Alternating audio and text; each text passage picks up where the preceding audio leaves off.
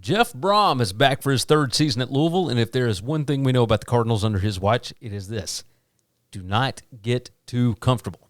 The 2024 campaign saw Louisville go 9-4 overall. They were 5-3 in ACC play. That's good enough for another step forward in Brohm's chaotic but calculated rebuild.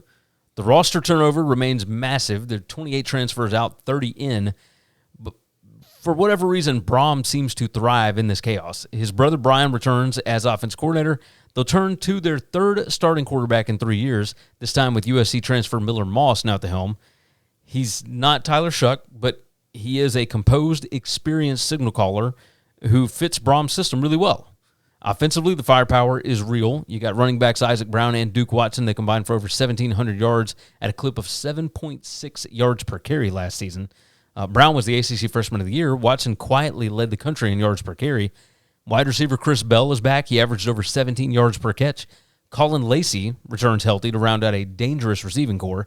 The offensive line, they lost left tackle Monroe Mills to Virginia, but they added SEC-tested Maitland Pounds, McKylan? I think that's right, McKylan Pounds, and Purdue guard Mohamed Musa. So there's some to work with here. The big question is how quickly Moss can build chemistry with his new weapons and keep the offense going. I really have no doubt about a Jeff Brohm offense, to be completely honest. Defensively, we got another overhaul. 14 of the 19 players that had over 200-plus snaps, they're gone. But there is talent. Linebackers Stanquan Clark and T.J. Quinn, they lead the charge. They combined for 16.5 tackles for loss and 11 passes defended last year. Pass rush should be okay if Coastal Carolina transfer Clev Lubin replicates his 9.5 sacks from 2024. The biggest concern lies in the secondary, where nearly all the corners have been replaced. You got FIU safety JoJo Evans, Baylor transfer Corey Gordon.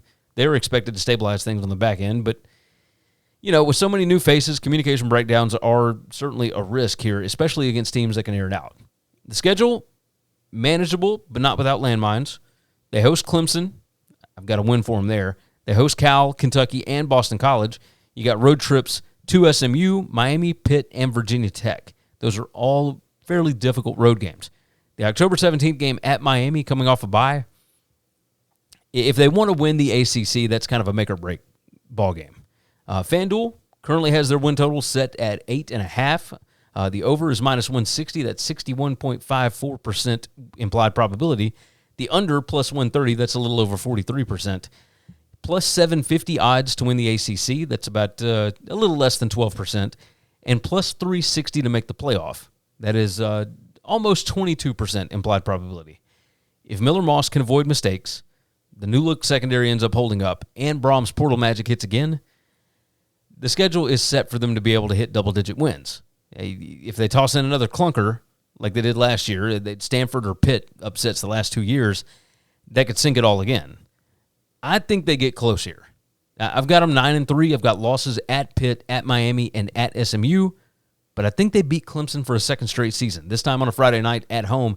9-3 is going to keep them in the playoff conversation late in the year. If I were a Louisville fan, I would consider that a really successful season. Thanks for listening to Winning Cures Everything. Make sure and follow me on Twitter at GaryWCE. If you want to toss in a question, you can email me, Gary@winningcureseverything.com. Make sure and hit that subscribe button, and we'll see you next time.